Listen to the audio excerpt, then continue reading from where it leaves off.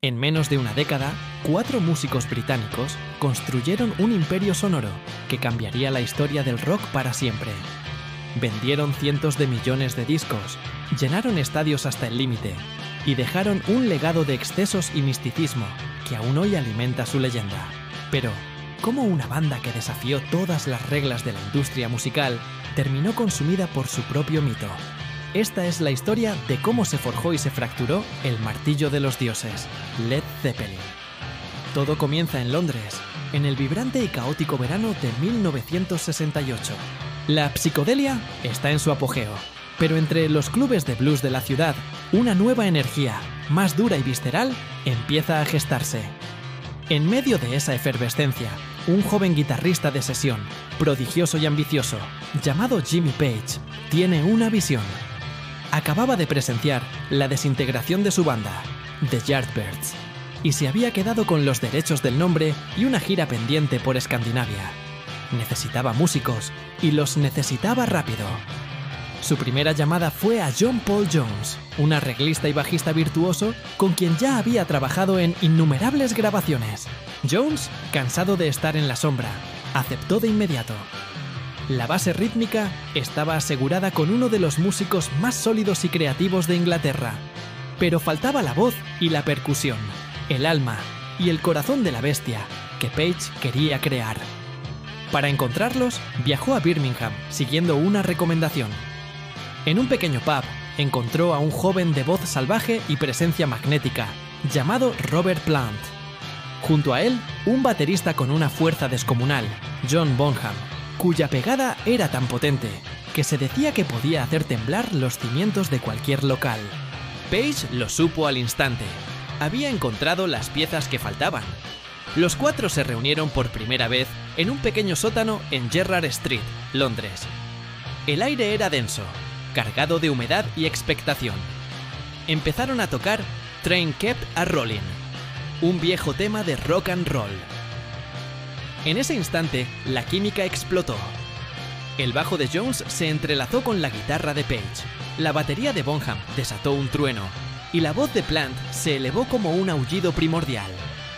Fue una explosión de sonido tan potente, tan cohesionada, que todos en la sala supieron que aquello era algo completamente nuevo. Habían nacido los New Yardbirds, pero ese nombre no duraría mucho. Tras la gira por Escandinavia, una broma del baterista de The Who, Keith Moon, les dio su nombre definitivo. Moon comentó que esa banda caería como un Zeppelin de plomo. Un Led Zeppelin. A Page le gustó la idea, pero eliminó la A de Led para evitar una pronunciación incorrecta. El 30 de septiembre de 1968, en los estudios Olympic de Londres, comenzó la grabación de su primer álbum. Lo completaron en apenas 36 horas, pagado de su propio bolsillo. El resultado fue un disco crudo, una fusión de blues pesado, folk místico y rock and roll explosivo, que sentaría las bases de su sonido. A finales de ese año, armados con su álbum debut y un contrato con Atlantic Records, conseguido por su implacable manager Peter Grant, pusieron rumbo a América. No eran nadie. La radio no los programaba y la crítica los miraba con recelo, calificándolos de pretenciosos y ruidosos. Pero Peter Grant tenía un plan: conquistar Estados Unidos, ciudad por ciudad, concierto a concierto. Su estrategia era simple: que la gente los viera en directo. Porque en el escenario, Led Zeppelin no era una banda, era una fuerza de la naturaleza. Los primeros conciertos fueron como teloneros, pero rápidamente quedó claro quién era el verdadero espectáculo. La energía que desataban era abrumadora. Page, con su Gibson Les Paul, parecía un hechicero invocando riffs pesados y solos vertiginosos. Plant, con su melena rubia y sus movimientos sensuales, era un dios del rock encarnado, su voz alternando entre susurros delicados y gritos que perforaban el alma. Detrás, la base rítmica de Jones y Bonham era un muro de sonido impenetrable, un motor que impulsaba la maquinaria con una precisión y una potencia nunca antes vistas. El boca a boca se extendió como la pólvora. Para 1969, en menos de un año, ya eran la banda más grande de Estados Unidos. Lanzaron Led Zeppelin II, un álbum grabado en la carretera, en fragmentos, en estudios de diferentes ciudades. Un disco más pesado, más directo, que se convirtió en un éxito masivo. Canciones como Whole Lotta Love y Heartbreaker definieron el sonido del hard rock y los catapultaron al estrellato mundial. Llenaban estadios, viajaban en su propio avión privado, el Starship, y vivían una vida de excesos que se convirtió en parte de su mitología. Las historias de fiestas salvajes y habitaciones de hotel destrozadas se volvieron legendarias. Pero mientras el mundo los adoraba, la banda buscaba refugio de la locura. En 1970, se retiraron a Bron-Yr Aur, una remota cabaña sin electricidad ni agua corriente en Gales. Allí, rodeados de naturaleza y silencio, compusieron gran parte de Led Zeppelin III. El resultado fue un álbum que sorprendió a todos. Dejaron de lado la distorsión abrumadora para explorar paisajes acústicos y folk, demostrando una versatilidad que sus críticos les negaban. A pesar de la confusión inicial, el disco consolidó su estatus como artistas, no solo como estrellas del rock. Pero, ¿podría esta dualidad entre el trueno eléctrico y la calma acústica sostenerse? La respuesta llegó en 1971. La banda lanzó su cuarto álbum, un disco sin título, conocido universalmente como Led Zeppelin IV. Fue su obra maestra definitiva. Un álbum que contenía la furia de Black Dog, el ritmo hipnótico de Ste, When the Levee Breaks, y la belleza etérea de una canción que se convertiría en un himno inmortal, Stairway to Heaven. Esta pieza de 8 minutos, que evolucionaba desde una delicada balada folk hasta un épico solo de guitarra, desafiaba todas las convenciones de la radio, pero se convirtió en la canción más solicitada de la historia. En la cima del mundo, Led Zeppelin parecía intocable. Su poder era absoluto. Pero en la mitología, los dioses que vuelan demasiado cerca del sol siempre acaban cayendo. Y la banda, envuelta en un aura de ocultismo y poder desmedido, había comenzado un ascenso tan vertiginoso que la caída parecía inevitable. La tragedia ya estaba acechando en las sombras, esperando el momento exacto para golpear.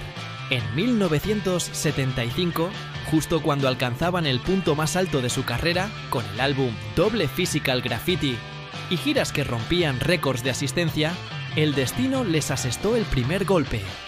Durante unas vacaciones en Grecia, Robert Plant y su familia sufrieron un grave accidente de coche. Plant se fracturó el tobillo y el codo, y su esposa sufrió heridas graves. La banda se vio obligada a cancelar el resto de su gira mundial. El dios dorado del rock estaba postrado en una silla de ruedas, y el futuro de Led Zeppelin, por primera vez, era incierto. La recuperación fue lenta y dolorosa. Durante este periodo oscuro, compusieron el álbum Presence, un disco marcado por la angustia y la frustración de Plant. La energía había cambiado. La invencibilidad se había desvanecido, reemplazada por una sensación de vulnerabilidad. Apenas 2 años después, cuando parecían recuperarse, la tragedia golpeó de nuevo, y esta vez de una forma mucho más cruel.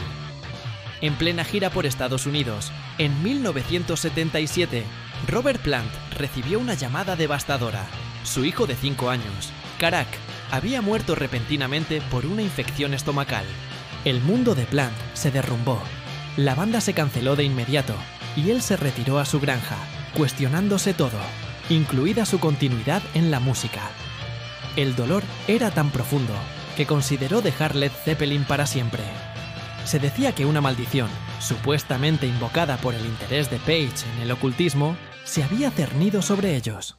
La magia que los había elevado ahora parecía estar destruyéndolos desde dentro. Después de un largo silencio, la banda se reagrupó, pero la dinámica nunca volvería a ser la misma. El espíritu alegre y aventurero había desaparecido.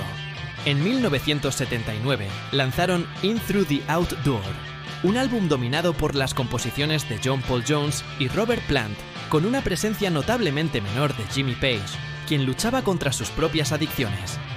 A pesar de todo, el disco fue un éxito, demostrando que su público seguía ahí. Planearon una nueva gira europea, un regreso que debía ser triunfal, pero el destino les reservaba un último y definitivo giro. El 24 de septiembre de 1980, la banda se reunió en casa de Jimmy Page para ensayar para su próxima gira por Norteamérica. John Bonham, el motor de la banda, había estado bebiendo mucho durante todo el día. Al final de la noche, sus compañeros lo llevaron a una habitación para que durmiera. A la mañana siguiente, John Paul Jones y el tour manager de la banda lo encontraron. No respiraba. John Bonham, el baterista más grande de la historia del rock, había muerto a los 32 años. El corazón de Led Zeppelin había dejado de latir. Sin él, la banda no tenía sentido. Se enfrentaron a una decisión imposible. Podían reemplazarlo y continuar como tantas otras bandas habían hecho. El dinero y la fama seguían ahí, esperando. Pero los tres miembros supervivientes sabían la verdad. Led Zeppelin no era una marca, era la química de 4 individuos únicos. El 6 de diciembre de 1980, emitieron un comunicado de prensa que conmocionó al mundo. Hemos perdido a nuestro querido amigo y sentimos que no podemos continuar como éramos. Y así, en la cima de su poder, el dirigible de plomo aterrizó para siempre. Pero una pregunta final quedó flotando en el aire. ¿Fue realmente la muerte de Bonham el único motivo de su separación? ¿O simplemente fue el golpe de gracia a una banda que ya se estaba desintegrando por el peso de su propia leyenda? Gracias por acompañarnos en este viaje. Si te ha gustado, no olvides darle a like, suscribirte y activar la campanita para no perderte nuestras próximas historias. ¡Hasta la próxima!